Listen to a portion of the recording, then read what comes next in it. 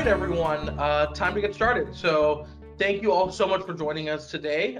Today's webinar, sponsored by Hibob and Teamtailor, is going to talk about a topic that is really important to a lot of people in the HR community now, especially as the world of work is continually changing and evolving in light of the current circumstances. So many of you have reached out to us and asked us how you can help build your culture remotely, and how you can, most importantly, help employees thrive from home. So that's really what we're going to focus on today. Today's format is really informal, no slides, so you have that to look forward to. Instead, we thought we'd bring together a really esteemed panel of HR experts from different types of companies, different fields, and different functions to help not only dive into how they're helping their employees thrive from home and build culture remotely, but also to take questions from you. So for everyone on the call, you can feel free to submit questions in the question tab and go to webinar, or in the chat box, and I will direct them towards our panelists. We really want to hear from you, what you're looking for, hear a little bit about what struggles you've been facing and what challenges you've been facing, and give our panel a chance to sort of share some best practices and some ideas on how they've been navigating the same challenges. I think as an HR community, it's more important than ever that we come together and try and share what's been working and what's not been working so we can learn from one another. This is definitely an unprecedented time for all of us. None of us have been through something quite like this before, and the best way to get through it is to get through it together. So with that in mind, I'm really excited to introduce you to our panel today. Feel free to start asking questions in the question box as soon as you'd like, and we will get started. So with that in mind, Tina, you want to take it away in terms of intros? All right, thank you, Ali. Hi, Ali. Thanks for inviting me. I'm Tina Sörqvist. I've been in different HR positions in Stockholm, UK, and US. I thrive when it comes to people, leadership, culture, employee engagement. And if any of you here on the call feels that what I talk about is interesting, or you don't agree and want to tell me that, feel free to reach out to me on LinkedIn. All right, Steve, take it away. Hi everybody, Steve Usher. I focus my time primarily on, from a work point of view, on two things. So I'm the co-founder of a experience design studio called 5 Studio based in Stockholm and Copenhagen. And secondly, I'm also the host and founder of the Experience Designers podcast. So no guessing to what I'm obsessed about, which is anything and everything relating to experiences. So for all you process people out there, great. But I bring the experience lens to everything, all my work, and to certainly my projects. So great, we're happy to have you, Steve. Thanks, man. Chris, you want to give us a little bit of an intro? Sure. Hi everybody. First of all, so my name is Chris. I lead the VP and I am a VP of People and Culture at a company called Zenjob, based in Berlin, Germany. The company itself is around about 250 people. My role takes care of things around workplace, the office, recruiting, classic HR, and some organizational people development topics. Very happy to be here today. All right, well, we're happy to have you. And an audience, we have one last panelist who's not on webcam. Her name is Sej. Sej, you want to give everybody an intro? Hi, yes, thanks, Ali. So I'm Sej. I'm currently a HR business partner at a company called the SR Group, which is a global recruitment firm which has about 350 employees. And I guess in terms of me, I've got about 10, 12 years, I think now, actually experience in a role of HR, from generalist, employee engagement, employee relations, kind of across the board. And again, I guess like the other panelists have said, really happy to be here. If there's anything that I talk about on today's call that you would want to talk about separately or afterwards, feel free again to reach out to me on LinkedIn. Apologies, in the world of working from home, I can't seem to get my webcam to work, but I am very much here, but just on audio. Cool, thanks, Sej. Yeah, I mean, we were talking before we launched that this is the new reality, right? Technical difficulties. Not having a professional studio background behind you, so we're getting a little bit of a peek into everybody's lives. I can look and see what books Tina is reading behind. But yeah, that's the world that we're living in. So I'm really excited to be here with all of you. For those who are just joining, we're hosting today's session co-sponsored with Teamtailor, really to dive into a topic that a lot of people have been reaching out about. It's on building company culture remotely. So many companies really pride themselves on having a thriving in-office culture. It's the first thing candidates see when they walk in the door. It's the first thing that your employees sort of rave about when they're talking to their friends or their family about their job. And now so many HR leaders, including our panelists, are in a position where they have to try and translate that remotely and help employees really thrive from home. So that's today's session. Of course, what we really want to do today is direct the dialogue around the subject matter that's really interesting to you, our audience. So feel free to submit questions. We already have a few here in the question box, but please continue to submit questions, solicitations for tips, tricks, whatever, and I'll direct the dialogue towards our panel and make sure that we get those answered for you. You can also submit the questions anonymously if you don't feel like putting a name to it, which I totally understand. So feel free to do that if that works better for you. But without further ado, let's dive in. So, I think the first hot button question that I'd like to direct to all of our panelists, I'll start with you, Tina, is how do you give us your secret sauce to providing the necessary tools for people to be productive and happy working from home? What's the recipe? All right. The productive and being happy working from home. Do you mean the tools or just the tips and tricks? Tell us, if you were advising, a friend at a coffee shop on how they can help their workforce be happy and productive from home, what's the biggest tip you would give them? I hope, first of all, that you have the technology in place. If you don't, now is the best time to actually start with technology. Hopefully, I do think that most of us actually do have that. But if you don't, you need to start there. You need to start putting some structures, some processes in place, maybe some play rules in terms of what goes into the chat, what goes into mail, what do we bring into calls or online meetings. I also think that if we talk about the culture and getting that sense into the remote world, you need to start thinking a little bit about what is the culture, because we do think that is only something we do together when we see each other, but it's actually a lot of stuff going on that not necessarily means we have to meet each other. So maybe you need to bring, first of all, if you're a leader, start with a philosophical view of culture and making sure what do we actually do with it.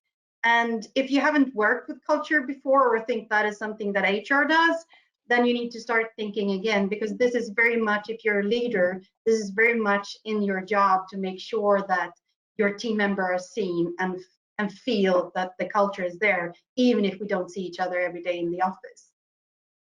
Yeah, that's a great point, Tina. I think the true owner of culture is HR leadership, but it's also everyone, right? And it's definitely an employee-led process as well. Steve, you're our experience guy, right? So I'd love to hear a little bit about the experience of building a culture remotely. How are people supposed to feel when they're working from home, not in their usual elements? I'd love some insight there. Yeah, of course.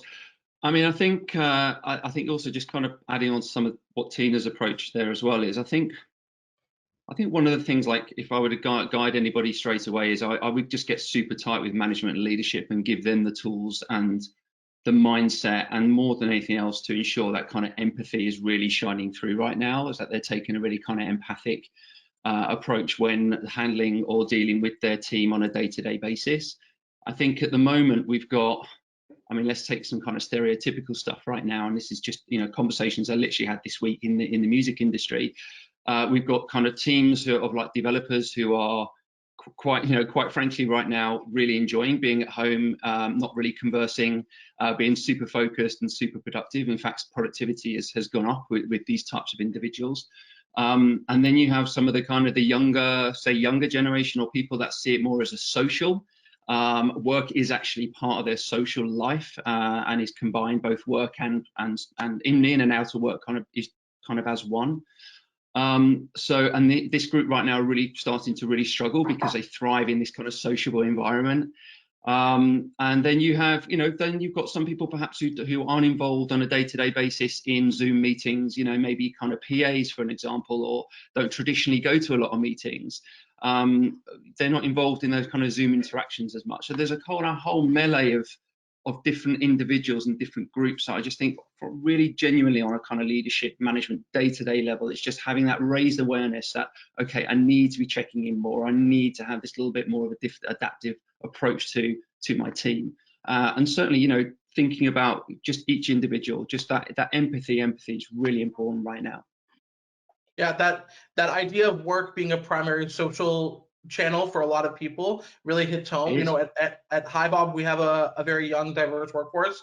I know everyone, I wouldn't consider myself a young person, but I know I'm for sure struggling without our weekly happy hours and stuff like that. You know, we've been using technology to mitigate some of it, you know, using our own platform to send shout outs, to engage with each other, to try and keep the environment light.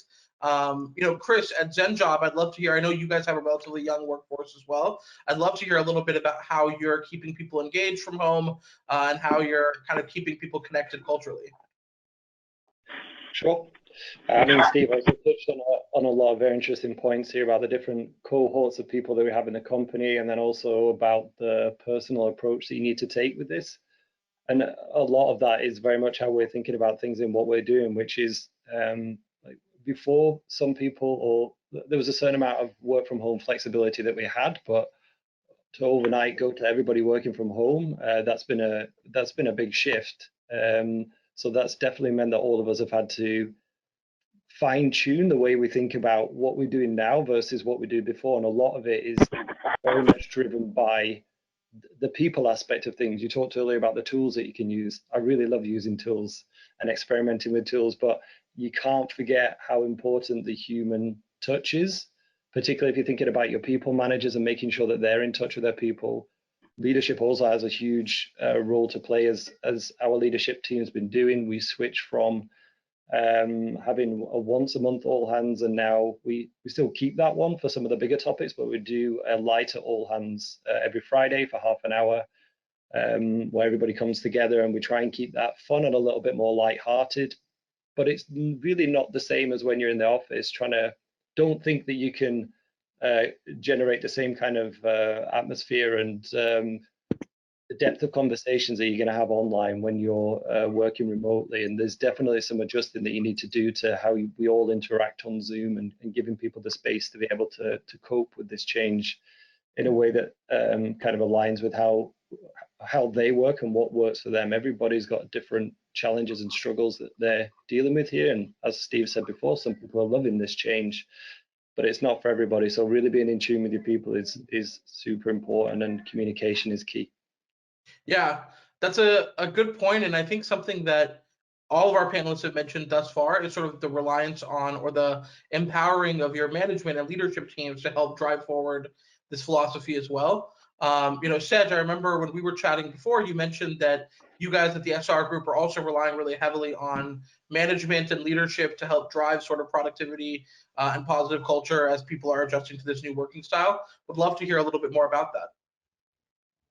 Yeah, absolutely. So, I mean, I guess the biggest challenge we've got is in a recruitment firm, typically our predominant workforce of recruiters is used to meeting clients and or candidates, you know, 5 or 6 meetings a day, whether that's a client lunch, popping out for a coffee across the road, and any of that social interaction now, it has effectively gone. You know, any of their interaction, which they typically might have gone to a pub with a client, they can't do any of that stuff. And so a lot of the interaction in their day-to-day job now feels a bit forced, if you like, and out of the norm.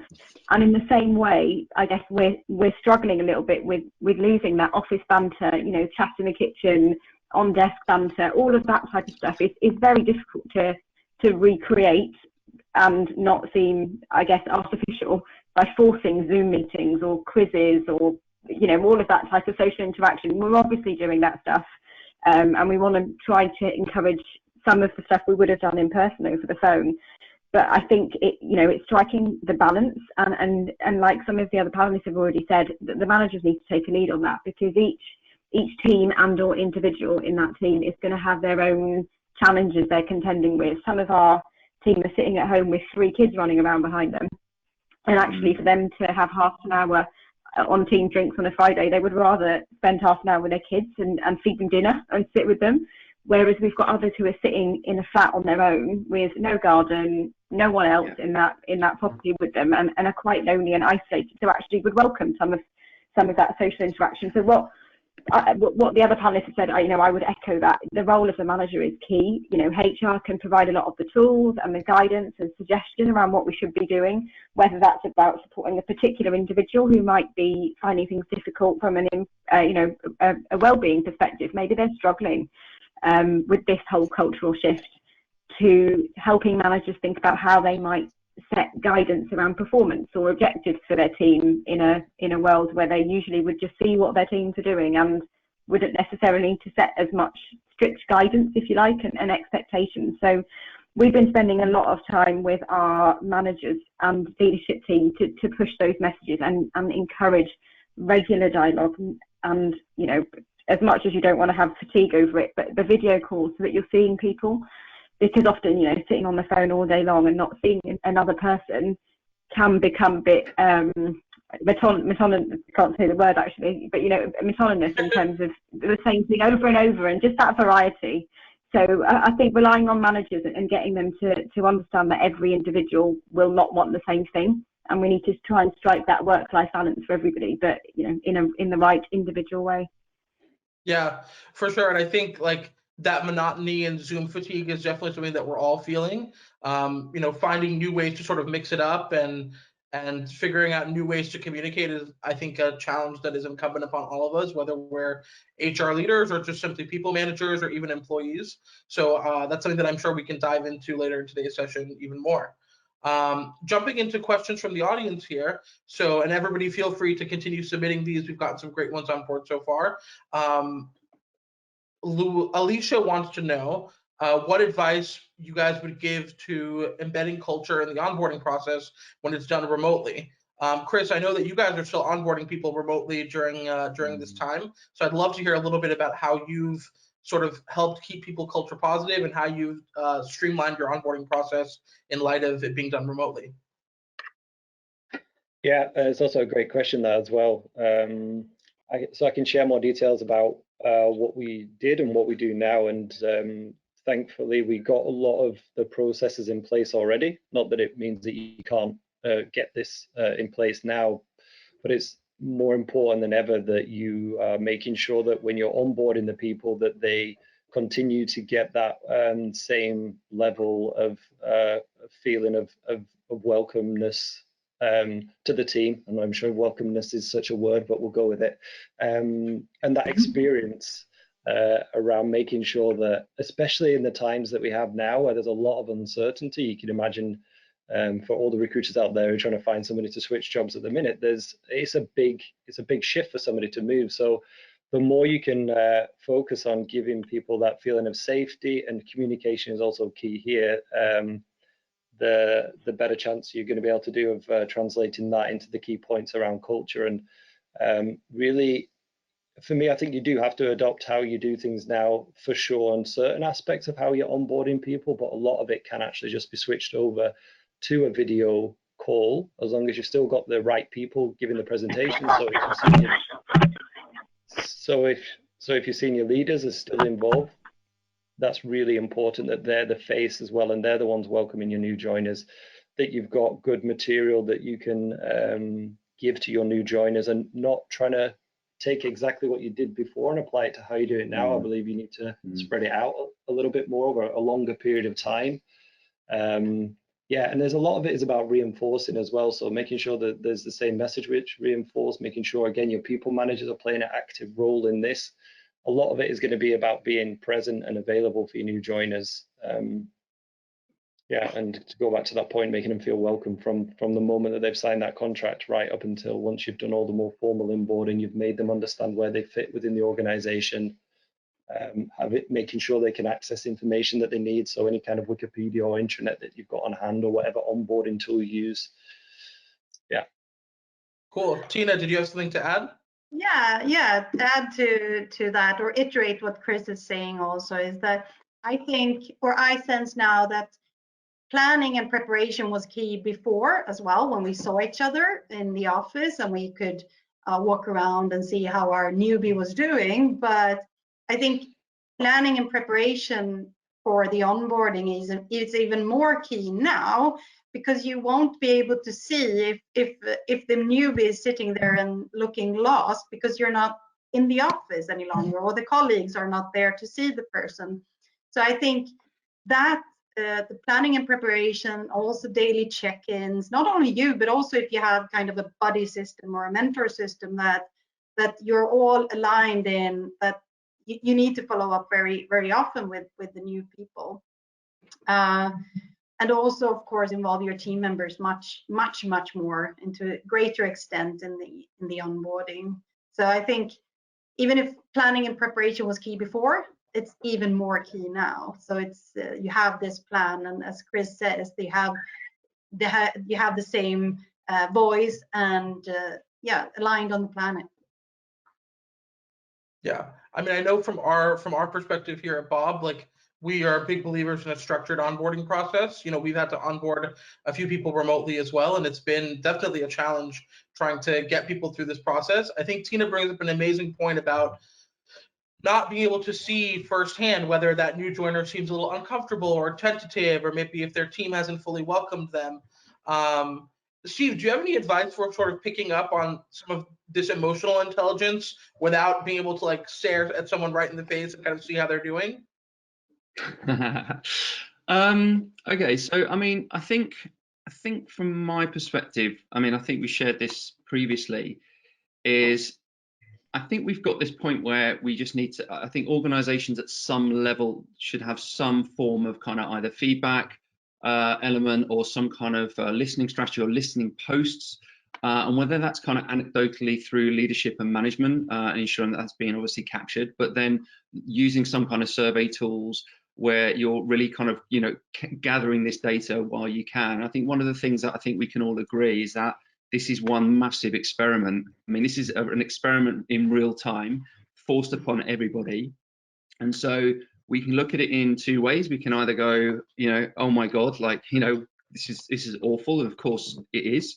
But also seek out the opportunities. And I think one of the things is just maintaining, you know, yes, there's the communication physically, but also as an organizational level, is, you know, implementing some form of kind of pulse surveys, or just that regular contact from that organizational level. So there's different kind of tiers to this. So there's this kind of granular leadership, you know, checking in, but then there's this kind of overall kind of comms business level, so people feel there's a connection both from a management and a human perspective, but also from a greater business perspective as well.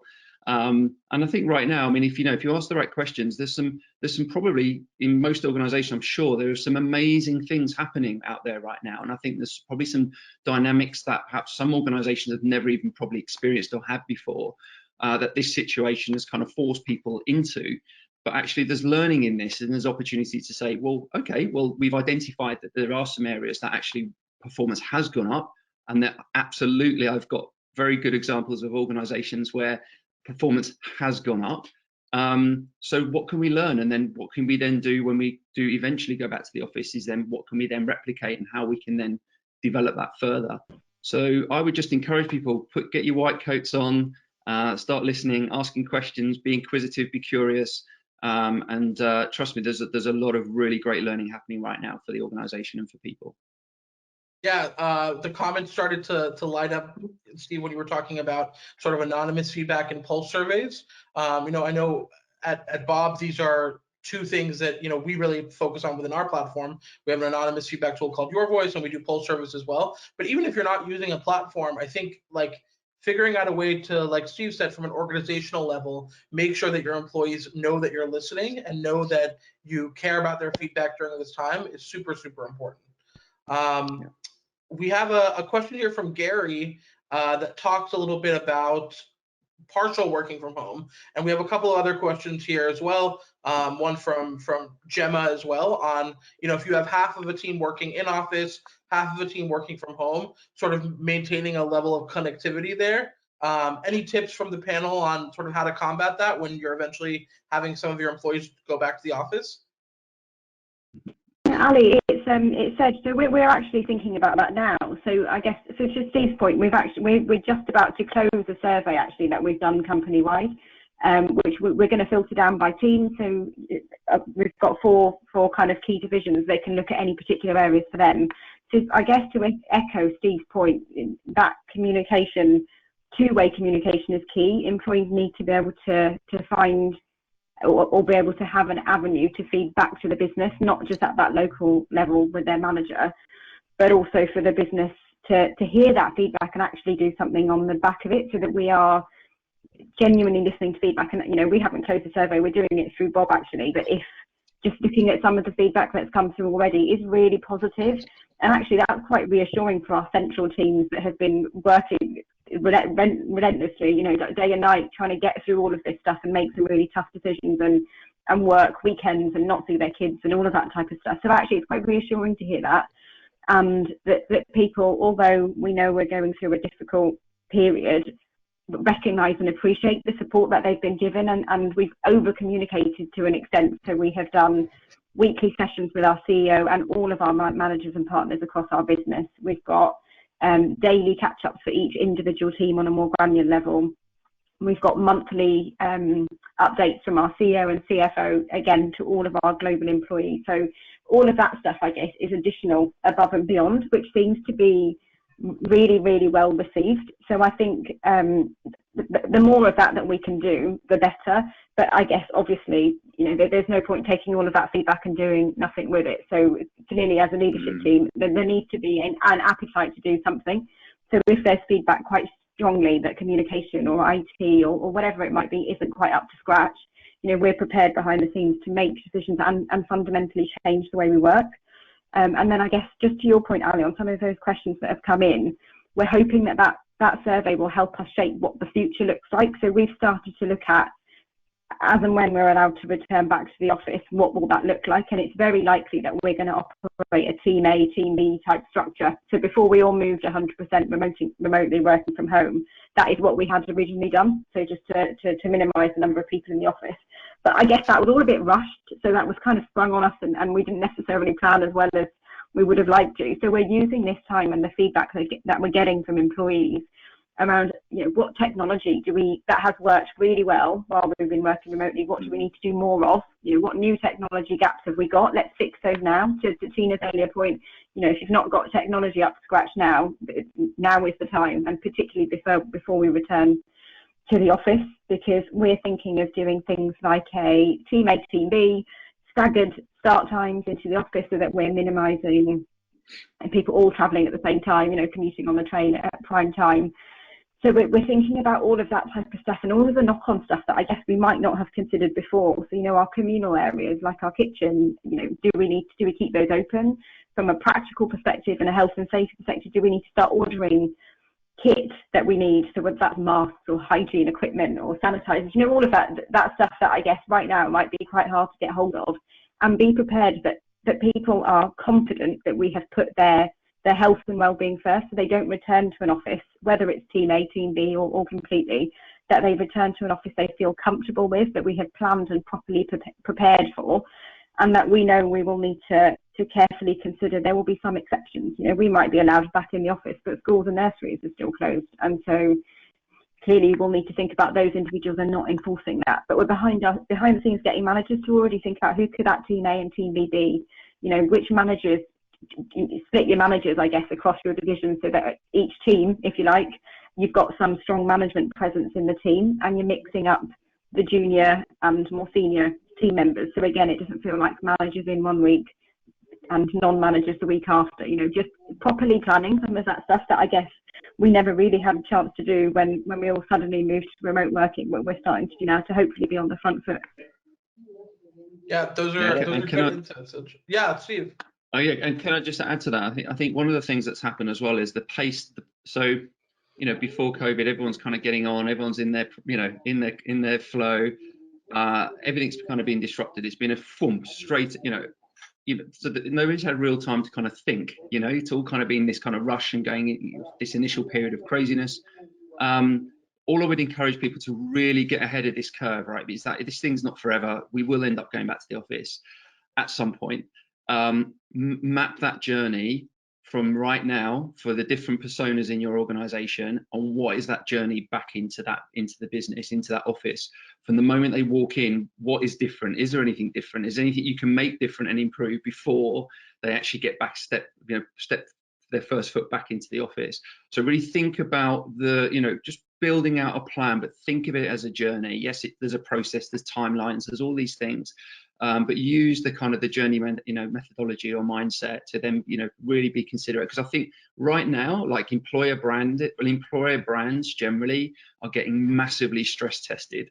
I'm sure we've all read the horror stories of we've seen it in the press, organizations, the way they've handled some of their people has been awful. But then there's been other ones, which I know I've heard this, a lot of people who are actually thinking about leaving are now actually staying because the way the organization handled it. So I would just encourage people to use this as a really amazing opportunity to really stand out as an employer, this journey back into the office. Yeah, that's quite an inspiring tone to take. I like that. Like, remember that your employees are looking to you for guidance and leadership, even amidst all of this. So using this as an opportunity to really engage them and set yourself apart as from an employer brand perspective is huge here. Tina, you said you had something to add when Steve was talking? Yeah, both Steve and Sejal. So I agree with you both. And I do think that connecting to Steve's journey and the map is that we're all longing to go back to normal, but the new normal will most likely be much more remote as well, where it's a larger scale of people actually working remote as well. Maybe not 100%, but much more, because we have passed this threshold, so to say, it feels, at least from Stockholm wise. So I think that we also need to add to the map, to the journey, to think about how do we make sure that the culture is remote, safeguarded remotely as well. Not only the yearly kickoff when you meet, or the monthly all hands meeting where you actually meet, but actually making sure that you fine tune it so it actually works very well remotely, because we're most likely, we're definitely going back to a new normal that is not going to look like it did before COVID joined us here on Earth, so to say. So I just want to make sure that we think about culture not only in the connections face to face. Yeah, that's a really good point, and I think it echoes something that Gary mentioned in the comments, which is that he's thinking about having a permanent 50% occupancy sort of thing. And I think a lot of our clients have approached us with this idea that work will never be the same, right? Perhaps we will never go back to it being exactly as it was. We had a client meetup last week virtually, of course, and one of our clients brought through their strategy on this sort of 50% team A, team B type of thing. And the way that they're thinking about it, I thought was interesting. So I'd share. They're thinking about it in terms of how which teams really need one another in person to be able to do their job. So, every company has certain teams that are a little bit more interdependent, teams that really need to sit around a conference room table and strategize. And they're actually choosing to keep those teams working remotely, so that no one's at a disadvantage. I can imagine we've all had those moments, I think, where our team has met without us because we were sick or on holiday, and all of these things happened, and we get back to the office and we're like, wait, how did this, what just happened? The whole world has changed and I was out for one day. And so this customer of ours was really trying to avoid that situation. So if you're looking for strategies, maybe keeping the teams that really need to connect with each other, keeping them all at home and remote so that they're all on an equal playing field, instead of having some of those people in the office where you can't be certain that they'll include remote people in the same way. And I think this was something that Sej mentioned, having a policy or a strategy in place that you can share with employees on how to make sure that you're not leaving out people who are remote is critical as well. So I'm seeing here another question from Diana to follow up with you, Steve, was about asking the right questions. You mentioned that asking these questions of your workforce is really important. What type of questions would you think are most important in sort of starting this dialogue with your employees? On the spot. Great question. what types of questions? Like, what is most important subject matter wise? Is it emotion? Is it psychology, productivity? Like, what area would you focus on? Yeah. So, okay. So I think what springs to mind straight away would be things like, I mean, this dovetails actually what you were just saying there as well around, you know, what kind of tasks potentially, you know, have been served well in terms of whether on from a remote point of view, what kind of interactions with teams have they seen? Things like, because also this interaction, some of the interactions that they may have had previously in the office and then obviously digitally or virtually is then, you know, what were they, what served, what has actually improved, how is engagement improved, or how has engagement dropped, or those kind of things. So I'd look at those kind of topics definitely, and then also I would just ask for feedback as well, because I think there's an element around space. So when you've worked in an office, in an environment for a long time, you've got these kind of habits, you've got these kind of, you know, again, these kind of in your groove, not really thinking about stuff. With the benefit of distance, sometimes it's kind of like, okay, so thinking now, visualizing yourself back in the office, what's some of the things that we're doing now that we could then replicate physically back in the office that's worked really well remotely? So what, because not everything's kind of going just remotely. There's also things working in the remote work that we can also bring in the physical side and try as well. So just kind of thinking it that way, just getting feedback around some of those elements. I think that's probably where I would start. Certainly, that makes sense. And I think that's like, you bring up such a good point in that we're thinking about this in terms a lot. I think the dialogue has largely been around what employees are missing out on, you know, what they're losing. And there certainly is definitely an element to that. But there are also a huge amount of advantages to working remotely. And I'm sure that certain companies have cracked the code on new areas of productivity or new streams of efficiency that have popped up unexpectedly through this process. You know, Chris, can you think of anything at Zenjob that you know, maybe has popped up that has been beneficial, or something that you want to retain when eventually the world does start to return a little bit more to normal, that has been productive for you in this work from home environment?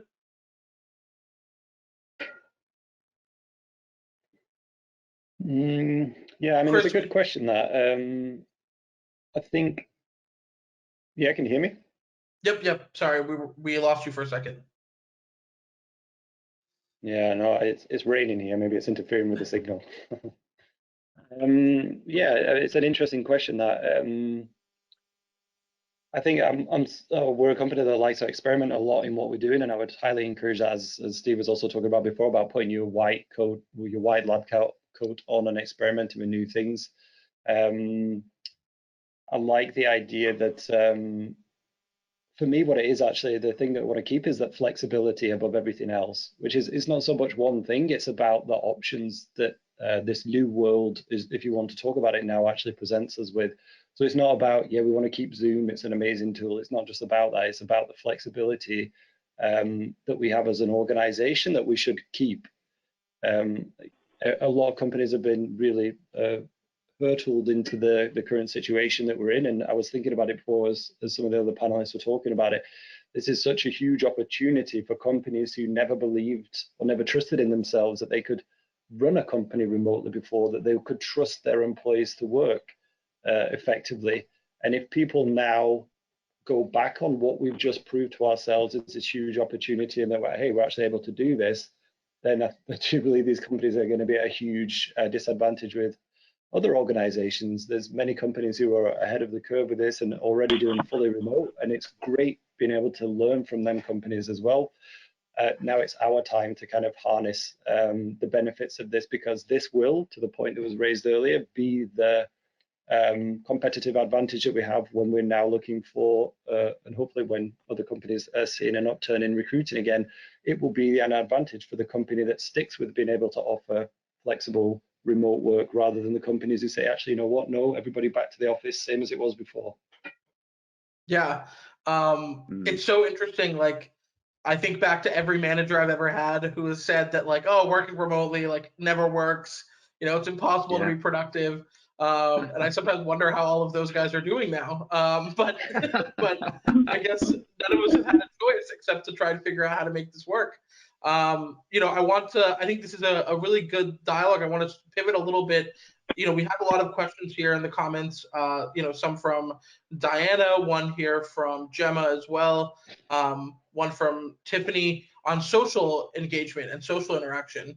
I'd love to hear from anybody on the panel things that you've done that have worked really well in terms of engaging people socially, maybe indoctrinating new people, or just keeping people engaged in a sort of lighter way. Whereas you used to have a happy hour or a party, what are you sort of doing now?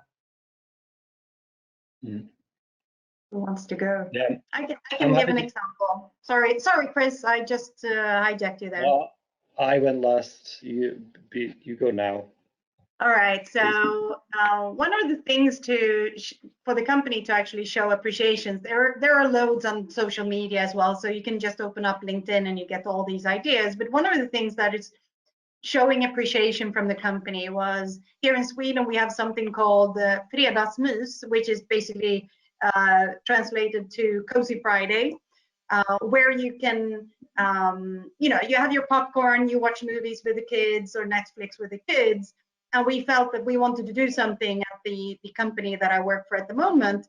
And we sent out micro popcorns in the regular email, and then a streaming voucher for a movie in one of the services online to show appreciation and to make something happening as well. And that was received very, very well. We saw that on our intranet, and people were like, actually being very grateful for such a small thing. But you see loads of fun stuff. Also connecting back to what Chris and Sejal said as well, with the making sure information goes out. We never see as many people actually logging into these all hands on digital. And also loads of engagement in terms of asking questions on the morning sofa with the CEO. And so there are loads of things to do. I'm not going to count everything up here now, but you can just be inspired what's going on LinkedIn or in social media as well in that sense. Yeah, and just the point I was going to add as well is about those social aspects of it. And it really depends on the team, on the broader team as well, and not forcing things down people's throats and putting people under unfair pressure that if they don't come to these things, then it's going to be seen negatively against them. Like everything that you do needs to be like non-mandatory. So as an example, our team, we now have 2 coffee sessions where people dial in if they want to at 10 a.m. in the morning and 2 p.m. in the afternoon, and you'll get a rotation of different people who drop in. Sometimes nobody drops in at all, and then there's this whole chatter on Slack saying, "Hey, nobody was there. You left me on my own." And then there's more people at the next one. And we also, as a team, we used to do quarterly team social with one another, where we'd go out and we'd do something. And this time around, we used a very popular, I can imagine now, Chrome extension, Netflix Party extension, and we all watched a movie together, and that was kind of cool as well. To do that, and all of these as well, you don't have to spend any more money really either. So it's about knowing your audience really, and just coming up with creative ways, and also opening it up and asking people the things that they would be interested in getting together around as well, and not like everybody come and join us for a beer, and not everybody's comfortable in that situation and can feel even left out if that happens. So yeah. Tina? I'd echo on that. Oh, sorry, I'm just going to add on Chris's point. So I know we talked about surveys a bit earlier, but actually one of the things that we've asked, and I know other companies have done this too, just in our survey that we're closing in a couple of days, we've asked people how they want to be communicated with, not from a work perspective, so we have asked that question too, but also from a social interaction. So do they want quizzes? Do they want Teams drinks? Do they want coffees? Do they want to have lunch together virtually with their team? Would they rather no social interaction on their own and they're fine as they are? So we've, I guess just to echo Chris's point, we can't have a blanket approach of a beer on a Friday or whatever it might be, because actually for some that might be isolating versus actually including them. So asking the question, whether it's at a team granular level, and that's the manager asking the question, or you do it in a wider format. But I think it's important to recognise that people will want different things, and it won't be a one size fits all. But certainly it's been a bit eye opening for us to not enforced quizzes, which actually people have found a bit cringeworthy. So we stepped back from those. I don't think people are keen on the pub quiz, but without asking the question, how would we know? So just asking people can sometimes give you the answers around what tools you might use. And like Tina says, I mean, there's heaps of them out there now. There's so many different apps and forums that you can use. So once people have come back to tell you what they like, there without a doubt will be an option there from an app or website that you'll be able to utilize to give the people what they want in that format. Yeah, Tina, did you have something to add? Yeah, just a few short ones. So we did a COVID pulse survey, actually, just to check in. It was 10 questions. And what was good with that is that we could see where we were bad in terms of, for example, we as employees, we were bad at taking breaks during the day. And we were a little bit better with physical activity and so on. And we got to know what was the main pain points and so on. Back to Diana's question back further. But what we also could do with this survey was to actually entice the individual's responsibility to actually do something about it in the team, and not me as HR standing there and pointing and saying, oh, you should do this. And back to the introvert question again, how do we make sure that no one is feeling forced to do things and so on? So we did it high level. We got really, really high response rates and lots of good material, but we also could then drill it down and say, all right, now we got this. So please, in each team, talk about how you and your team want to communicate or interact or be socially active in that sense. So back to Sejal's point, we as company cannot stand there and say and instruct what you should do, but you need to start to take responsibility as individuals also to voice, this is how I want it to be. And I respect that you don't want to be in the quiz, but I really like the quiz. I missed the quiz from the company afterwards and so on. So I think it's important to not be only high level, but actually bring it down to each individual. These are grown-ups. They know what they want. I think that's everybody brings up some really interesting points. I think to answer Michelle's comment here on pulse surveys, if you're on the line and you're a Bob user, we've input a 10-question sort of pulse survey that people can send to their staffs. It's within your template section in your survey tool within Bob. If not, I'm sure there are many people in this community who are willing to share, questions that have worked for them or not after. So I encourage you to get involved in that in the chat. But I think two things that I think are worth pointing out. One is delegating from HR down to the employee level. So I know that's something that our HR team here at Bob has been really active about. Our HR team picks one person every week to plan the happy hour, and they plan an activity, and sometimes it works well, sometimes it doesn't. We have one person using the tool Kahoot to plan trivia and sort of quizzes where you get to know your coworkers a little bit better. So people are sharing facts about themselves that no one knows and things like that. I know our HR business partner in the UK, Alex, has implemented a tool called Donut, where people can have sort of be paired up on Slack virtually to have a one-on-one coffee date, so to speak. So there's a million different things you can do. I think Tina's idea of looking on LinkedIn for inspiration is really wise. But yeah, I think Sejal's point that not everything works for everyone is really valid as well. Huang from the comments says that they have company radio. This is another thing that a couple of our customers are doing, is they're compiling shared Spotify playlists. It's a great tool for introverts. Maybe not everybody wants to have a one-on-one video chat where they get to know one of their coworkers, because maybe they wouldn't do that in real life either. But something like sharing the music you're listening to, or a list of TV shows that have really been hitting the spot for you lately, is something you can do that's low impact, free, and allows people to engage with each other. Just one point on that. Sorry, that just brings to mind, somebody did that at our place, where they created a Slack channel which was about food recipes, because they'd seen people, one person shared it and they created this channel, and this channel just blew up because people love to learn about all these different meals. So you'll see and you'll hear things, about your own organization, and Well, I would just encourage you yourself, like, be bold with what you're doing. But and if you come up with something like this, share it with others. You'll be surprised. There's a lot of other people who are thinking about this, but maybe don't take the steps that you do. So do it. Yep.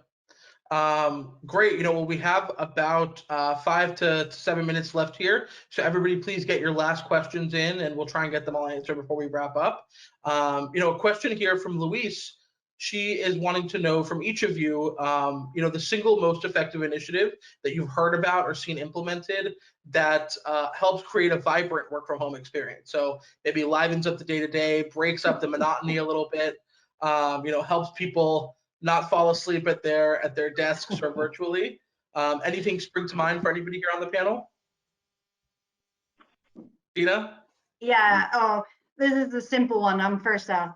No, but it's to actually compliment or give your colleagues praise or recognition, or to actually, and not fake things, but actually ask, saying thank you for your help, or this, you're a rock in this. It's so vital when it's so easy that you're just focusing on your Zoom meeting and you're not thanking people for their participation, or that they put the time on it. So I think you have to say that. And it's also, it goes around. So it's paid forward, like coming around to you as well. So remind yourself to actually, thank people for participating and coming with input and so on. Yeah. Looking here at the comments, Tatiana asked a little bit more about the one-to-one idea. So just to elaborate quickly, our HR business partner implemented a tool called Donut. It's available on Slack. I believe it's free. And people who opt into that channel can then be paired on a weekly basis. It's very configurable, and it allows you to sort of get people who maybe ordinarily wouldn't connect the opportunity to connect. And I know in our Tel Aviv office, for instance, we have 4 floors. So if you're on the marketing team and you're on the R&D team, you probably are not interacting every day. So being able to all work from home really is a true equalizer in many senses, and you can build those synapses within your company where ordinarily it wouldn't have naturally happened. Let's see. Yeah, I mean, I think just to interject there, I think that's just probably that's an example there where, say, you're using something like Donut. And I think what you're describing there is like classic kind of silo busting, and using these tools in this kind of virtual space right now to get people engaging across silos that historically they probably never really connected on some level. So I think they're the types of things, if you're getting feedback where, hey, I spoke to so-and-so in this department, didn't even know they existed, as an example, or actually, no, I got to know a little bit more about what that function does, then it just, they're the kind of things that you kind of want to capture and say, right, what can we then do when we go back to the office and more in the physical environment? What can we do then to encourage that across both virtual and then physical space as well? So I like Donut. Donut's a really good one. It's a really good. Highly recommend that. Cool. Last sort of topic here before we wrap up. There's a few comments in here called around the idea of Zoom fatigue, right? I know in the beginning of this crisis, it was all about over communicating. You can't possibly communicate enough. Let's have more meetings. Let's make sure everybody knows that we're accessible face to face. Now that everybody's been doing this for a month or more, depending on where you live, the idea of having Zoom calls from 8 a.m. to 6 p.m. nonstop can be a little bit daunting for many people. I'd love to hear from anybody on the panel who has experience. Like, how are you avoiding or preventing this idea of Zoom fatigue at your organization? I would just say, like, mix it up as much as you can. Mix it up, go back to the old classic telephone and just have a telephone conversation if it's a one-on-one. Ask, like we talked about earlier, ask people what works for them. I've also been thinking about it recently, the last few weeks, about the one-on-ones I have with people in my team, and rather than having them every week, I want to say, like, let's say every 2 weeks, but make it slightly longer so that people still feel they've got that time to have a break from the Zoom fatigue. I think there was a BBC article that came out a few days ago about this, and it does take its toll on you. So make sure you do freshen it up as much as you can, and don't feel like Zoom is the only option for a conversation. Yeah, I know we used to ask ourselves the question of, like, could this meeting be an email? And I think it's a question that we should start asking ourselves again, maybe in light of the current scenario. I think it's also... Yeah, I mean, I can echo that. Oh, sorry, no, you go. I was just going to echo the same point, really, because I mean, it's turned into a bit of a laugh actually, because we've got quite a few working parents and a lot of them working with their partner at home and with kids, and so when, particularly at the beginning, there were excessive numbers of volume, video calls from morning till night. At the beginning we had a lot of the parents trying to lock their kids out of the room and stick them with their partners so they wouldn't appear. But actually, and like myself included, I've had my little boy make numerous guest appearances on my calls. But actually, at the beginning, everyone was trying to stop that, and almost felt a bit embarrassed that their son or daughter or partner or whoever it is, their dog, whatever it is, just suddenly appears in the middle of what might be a very serious call. But actually, I think over time people have accepted that, clearly we're working in a completely different way. Where else could these people possibly be? That they're not going to be at school, they won't be at nursery, your partner's not going to be at work. And so actually what it's meant is we've relaxed the number of video calls, but also, there's a bit more of a human aspect to certain individuals in the firm that we wouldn't necessarily have had before. So particularly our partner group and our CEO, CFO, and I guess more senior management. Often you never saw that side of them. They might never talk about their family or what's going on in their personal life. And now actually, we know the names of their kids and their partners, and we see them randomly appearing and doing whatever crazy things they might be doing in their day. And actually, it's a bit of a positive on the back of that. So the excessive Zooms has meant that we see a bit more of that human element and the personal side, particularly in times that have been really difficult from an economic climate perspective and how it's impacted our business in particular. It's been really tough. We've made some really tough decisions. It hasn't been plain sailing. People are working really hard, not really seeing the results that they would usually see. We've had to utilise the furlough scheme. We've parted company with some people, so it hasn't been, all rosy, everyone's working from home, it's all great. So actually, some of those tougher decisions to then see that lighter, more human side of more senior people in your firm, so that leadership team, partners, and CEO and CFO, actually it is quite nice.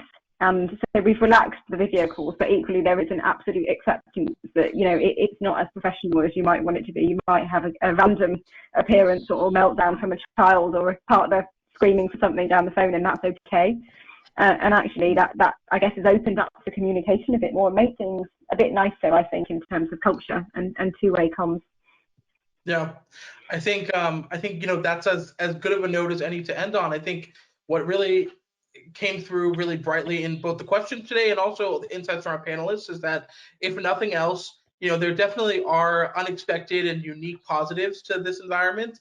We've seen creativity really spike through the roof in terms of our ability to remain efficient and effective and engage with one another. And I think, the best tip or trick to moving forward is continuing that. So, with that in mind, I'd love to thank our panel so much for taking the time today. Tina, Steve, Chris, Sej, your insights were unparalleled, and it was great to have you. For everybody on the line, we will be sending out a recording of this afterwards if you really just want to listen to it again. And alternatively, feel free to get in contact with any of us. In the blog post that'll be up at hibob.com after this, it'll have LinkedIn information for all of our panelists. And I urge you to get in contact with me at ali.fazal@hibob.com if you have any questions. But until next time, thank you so much for joining us, and I wish you all safety and wellness wherever you are, and we'll catch up soon. Thank you so much, everyone. Thanks a lot. Bye. Thank Bye. you.